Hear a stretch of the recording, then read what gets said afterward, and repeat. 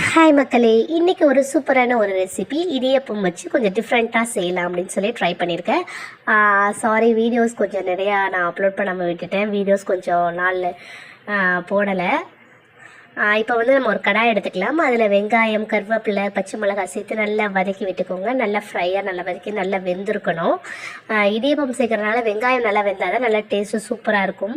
ஒரு 4 வெங்காயம் சேர்த்துக்கோங்க, ஒரு 2 தக்காளி சேர்த்துக்கோங்க. இந்த குவான்டிட்டியில் எடுத்துக்கோங்க. ரொம்ப ஈஸியாகவே செஞ்சிடலாம், ரொம்ப ஈஸியாக செஞ்சிடலாம். நம்மளுடைய சேனலில் இது வரைக்கும் போட்ட ரெசிபிஸ் எல்லாமே ரொம்ப ஈஸியான ஒரு ரெசிபிஸ் தான். ஸோ மறக்காமல் இதை ட்ரை பண்ணி பாருங்கள்.